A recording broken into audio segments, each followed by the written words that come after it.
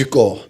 Alors, lorsqu'on parle de cette posture dans la prière, posture physique dans la prière, qui ont un impact dans le monde spirituel, nous avons dit jeudi dernier ceci. Premièrement, nous avons dit que la prière, c'est parler à Dieu. La prière, c'est parler à Dieu de manière basique. La prière, c'est parler à Dieu. Lorsqu'on est né de nouveau ou qu'on vient d'évangéliser une personne, on lui donne généralement trois conseils. Premièrement, tu dois parler à Dieu dorénavant, puisqu'il est ton Père, parler à Dieu dans la prière. Tu dois parler à Dieu dans la prière. Deuxièmement, Dieu va te parler, mais par sa parole. Lorsque tu lis la Bible, tu médites la Bible ou tu étudies la Bible, c'est-à-dire lecture biblique, méditation biblique ou bien étude biblique, Dieu te parle par sa parole, par les Écritures. Et troisièmement, le conseil qu'on donne généralement à quelqu'un qui vient de se convertir, c'est tu dois maintenant prendre part au culte dans une église et de faire partie de la famille des enfants de Dieu, avoir une église locale. Tu parles à Dieu par la prière, Dieu te parle par les Écritures et tu dois prendre part à des réunions où tu t'assembles avec des croyants. Donc premièrement, la prière c'est parler à Dieu. Deuxièmement, la prière c'est dialoguer avec Dieu. Parce que la parole, au-delà du fait de s'exprimer à Dieu, la prière n'est pas un monologue, la prière est un dialogue.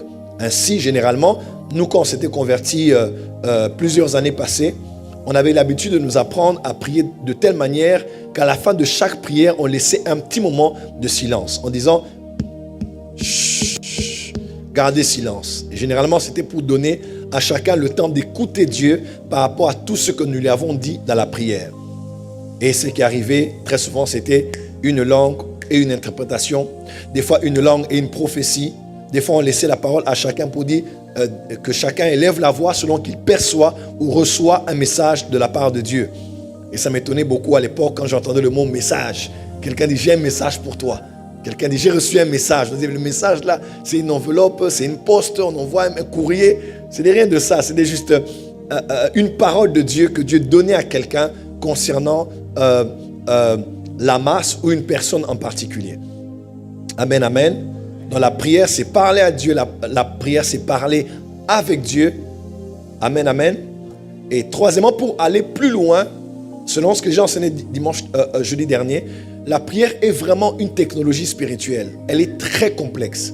Parmi les choses qui entourent la prière, on a découvert que la prière, ce n'est pas seulement parler à Dieu, ce n'est pas seulement parler avec Dieu, mais la prière, c'est toute expression, n'est-ce pas, extérieure, que nous faisons par l'Esprit, par le Saint-Esprit, qui fait office de prière dans le monde des esprits. Ainsi, l'apôtre Paul a dit, faites en tout temps toutes sortes de prières par l'Esprit. Parce que dans les sortes de prières, il n'y a pas que la prière de louange, prière d'adoration, prière d'action de grâce, prière de repentance, prière de ceci, prière de cela. Dans toutes sortes de prières, il y a aussi des prières qui ne sont pas que des paroles qui sortent. Il y a des actes que l'on pose, il y a des choses que l'on fait qui émettent un son audible devant Dieu sans que cela ne soit le cas sur le plan spirituel. Dieu entend ça exactement comme il entend les paroles qui sortent de ta bouche. C'est que je vous ai dit, il y a des choses que l'on peut faire sur le plan physique. Dans la présence de Dieu, c'est une prière. Dans la présence de Dieu, Dieu perçoit cela comme une prière. Zacharie était en train de servir, Luc chapitre 1. Il brûlait le parfum puisqu'il était prêtre.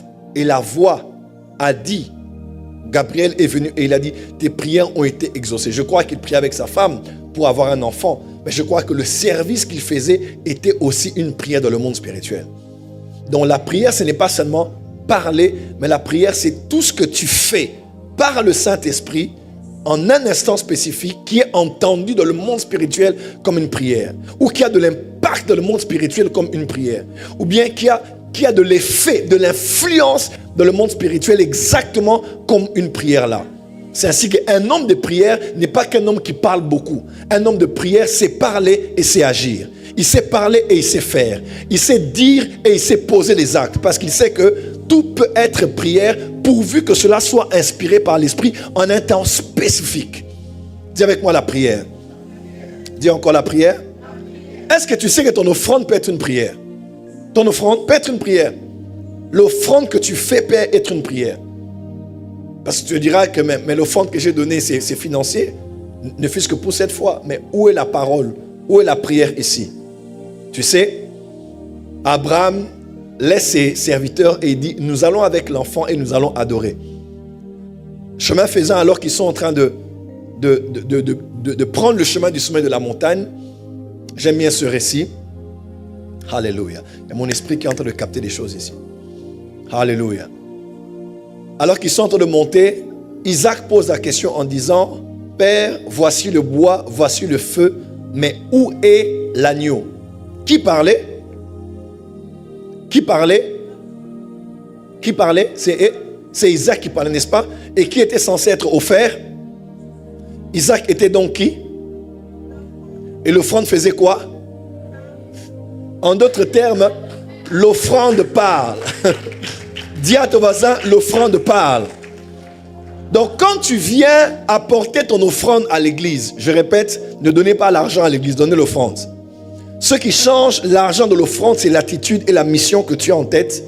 L'attitude du cœur que tu as quand tu donnes à Dieu l'argent. Tu vois? Tu dis que ça c'est l'argent. Parce que l'offrande autrefois, ce n'était pas l'argent. C'était des bœufs. C'était le fruit de la terre. N'est-ce pas? Quand on a fait autant. Abel en a fait autant. N'est-ce pas? C'était tout ce que l'homme pouvait avoir comme résultat du produit de son travail et qu'il offrait à Dieu. C'est ce qu'on appelait l'offrande. Alors, lorsque tu offres à Dieu, ne te dis pas juste que c'est l'argent qui entre dans le panier. Il faut que tu donnes à ton offrande une mission. Si l'offrande a une bouche, l'offrande a des oreilles. Voici mon offrande, je t'envoie dans ce panier. Tu pars mourir, mais tu vas ressusciter. Et tu reviens fois 100, fois 1000, fois 10 000, fois 100 000, ce que je viens de s'aimer. Car il est écrit dans Galates 6, verset 6, on ne se manque pas de Dieu. C'est qu'un homme semera, il le moissonnera aussi. Donc de la même manière que je sème, je vais moissonner. Car il est écrit dans Genèse 8, verset 22, il dit, aussi vrai que les cieux et la terre subsisteront, la loi des semailles et des moissons là ne va jamais changer. Comme j'ai semé, je vais aussi moissonner. Et vous savez avec moi, le nombre que l'on met sous terre n'est pas le nombre que l'on retire sous terre. Tu vas avoir semé 2 graines, mais tu retires. Quelqu'un me comprend? Je décrète l'éclat sur toi. Laisse que tes offrandes parlent devant Dieu. Laisse que tes offrandes parlent dans la présence de Dieu. Je dis, laisse que tes offrandes crient dans la présence de Dieu. Amen, amen.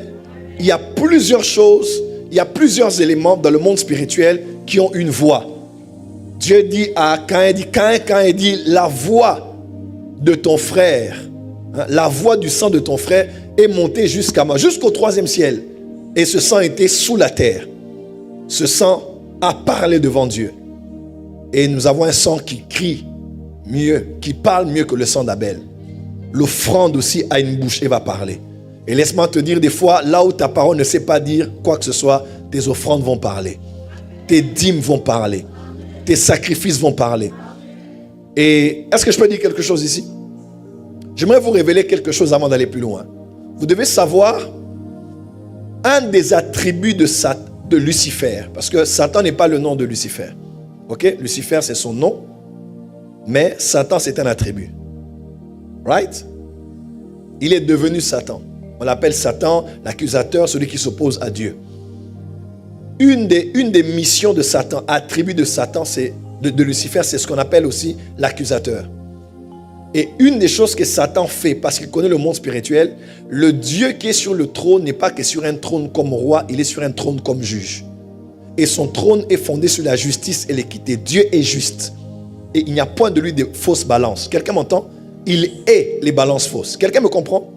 Et dans Apocalypse, on explique clairement qu'on parle de lui comme étant celui qui est l'accusateur de nos frères jour et nuit. Une des choses que Satan fait pour avoir le droit légal de te toucher, toi, tes enfants, ta famille, ton ministère, ta santé, c'est que sur la terre, il t'observe.